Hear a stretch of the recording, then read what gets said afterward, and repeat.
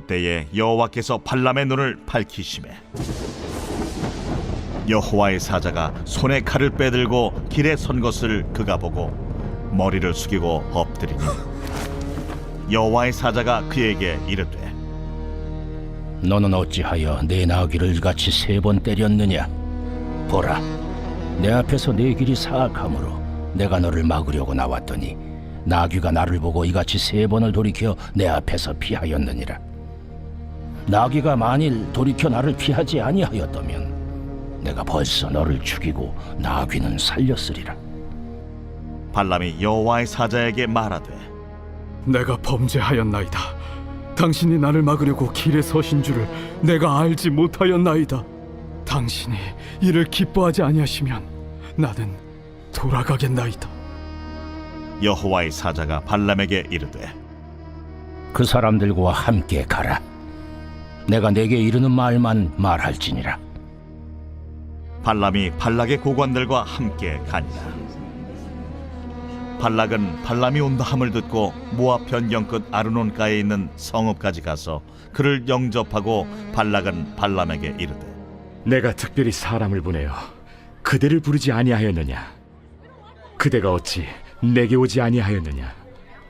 내가 어찌 그대를 높여 존귀하게 하지 못하겠느냐?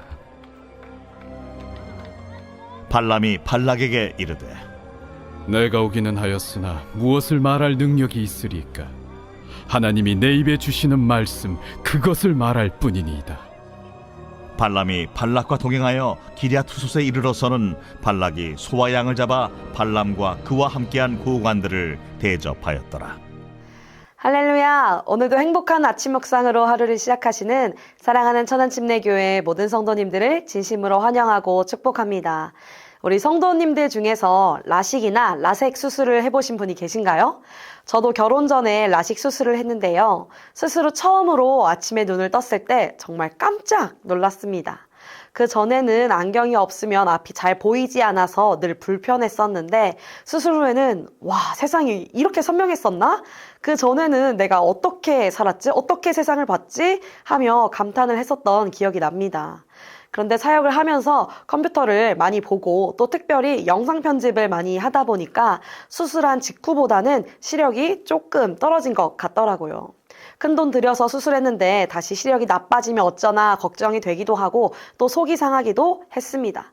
더 이상 시력이 나빠지지 않게 잘 관리해야겠다라는 생각이 들었습니다.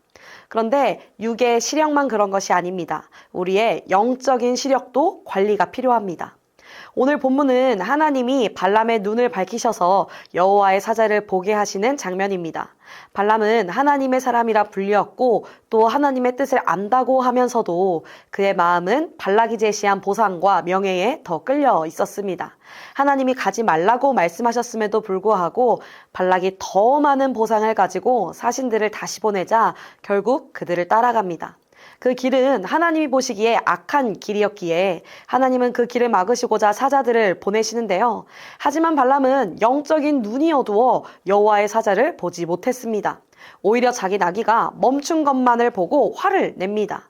발람은 나귀가 멈춰선 것이 여호와의 사자 때문이라는 것을 전혀 알지 못했던 것이죠.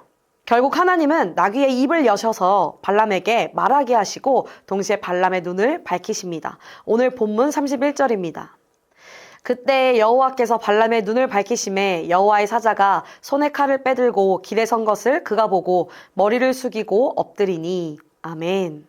그 전까지는 아무것도 보지 못했던 발람이 영적인 눈을 뜨자 자신의 길 앞을 막고 선 여호와의 사자를 보게 됩니다. 사랑하는 성도님들, 우리는 때때로 이 발람의 모습과도 같습니다. 영적인 눈을 뜨지 못하고 세상의 길만 바라볼 때가 있다라는 것입니다. 그러나 하나님은 오늘 말씀을 통해서 우리의 영적인 눈을 뜨게 하시기를 원하십니다. 하나님의 뜻을 분별하고 하나님의 인도하심을 볼 줄 아는 영적인 눈이 열려야 합니다. 영적인 눈이 열리면 무엇이 보입니까? 악한 길 앞에서 하나님이 막고 계심을 보게 됩니다. 위험 속에서 하나님이 지키고 계심을 보게 됩니다. 어둠 속에서 하나님이 빛을 비추시고 인도하고 계심을 보게 되는 것입니다. 그러나 영적인 눈을 한 번 뜨는 것만으로는 부족합니다. 하나님의 은혜로 우리의 영적인 눈이 뜨였다면 그 후에는 관리가 중요합니다. 발람은 눈을 뜨고 여호와의 사자를 보았습니다. 하지만 그 이후에 그의 삶이 변화되지는 않았습니다. 오늘 본문 34절입니다. 발람이 여호와의 사자에게 말하되 내가 범죄하였나이다. 당신이 나를 막으려고 길에 서신 줄을 내가 알지 못하였나이다. 당신이 이를 기뻐하지 아니하시면 나는 돌아가겠나이다. 아멘. 발람은 내가 범죄하였다라고 이야기하면서도 당장 돌아가겠다라고 이야기하지 않습니다. 당신이 이를 기뻐하지 아니하시면 돌아가겠다라고 이야기하면서 하나님의 뜻을 애써 무시합니다. 사랑하는 성도님들, 우리는 하나님의 은혜로 이미 영적인 눈을 뜬 사람들입니다.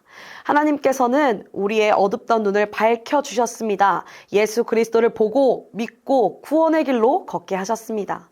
그러나 안타까운 것은 많은 그리스도인들이 오늘 이 발람과 같이 영적인 시력 관리에 실패한다는 것입니다. 세상의 걱정과 유혹, 우리의 고집과 우리의 자만이 영적인 시력을 점점 흐리게 만듭니다. 영적인 눈은 떴지만 여전히 세상의 욕심에 흔들리고 들은 말씀은 있지만 여전히 내 고집대로 살아가며 하나님의 뜻이 무엇인지는 알지만 애써 무시한 채 살아가고 있다라는 것이죠. 그러나 우리는 잠시 눈을 떴다 다시 눈을 감는 삶을 살아서는 결코 안 됩니다. 삶의 모든 순간 우리가 겪게 되는 모든 상황 속에서 하나님의 뜻을 정확히 보고 그 뜻을 따라 살아갈 수 있도록 영적인 시력 관리를 잘 해야 합니다. 열왕기하 6장의 말씀을 보면 아람 군대가 엘리사와 그의 종을 둘러싼 장면이 나옵니다.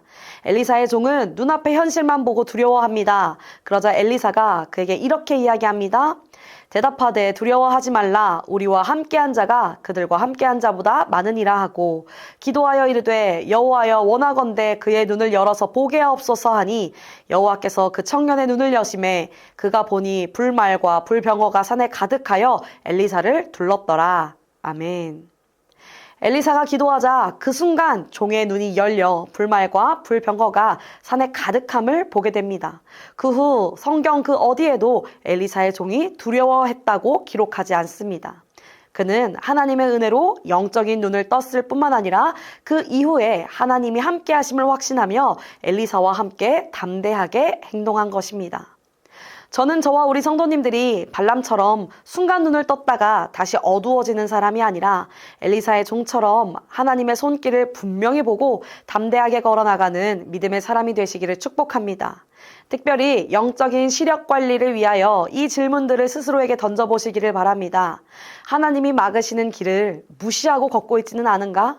하나님이 보호하시고 계신다는 사실을 잊고 불안해하고 있지는 않은가? 하나님이 인도하고 계신다는 확신 없이 혼자 헤매고 있지는 않은가?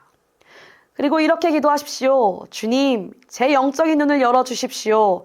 막힌 길에서 하나님의 뜻을 보게 하시고 위험 속에서 하나님의 손길을 느끼게 하시고 어두움 속에서도 하나님의 길을 따르게 하여 주시옵소서. 오늘 하루뿐만 아니라 날마다 우리의 삶에 은혜 충만, 성령 충만, 말씀 충만, 기도 충만, 감사가 충만하도록 우리의 영적인 시력을 잘 관리하시는 저와 우리 성도님들이 다 되시기를 예수 그리스도의 이름으로 축복합니다. 오늘 말씀을 생각하며 함께 기도합니다. 사랑의 하나님, 오늘도 생명을 주셔서 우리의 육의 눈을 뜨게 하시고 말씀으로 우리의 영의 눈을 밝혀주시니 감사드립니다. 주님, 오늘 하루를 살아가는 동안 세상의 시선이 아닌 주님의 시선으로 바라보게 하시고 우리의 영적인 시력을 흐리게 하는 모든 것을 경계하며 주님의 뜻을 분별하고 순종하는 삶을 살아가게 하여 주시옵소서. 막힌 길 앞에서 하나님의 음성을 듣게 하시고 두려움 속에서도 주님의 보호하심을 신뢰하게 하시며 혼란한 세상 속에서 주님의 빛을 따라가게 하여 주시옵소서. 감사드리며 이 모든 말씀 우리 주 예수 그리스도의 이름으로 기도드립니다. 아멘. 나의 눈 열어 주 보게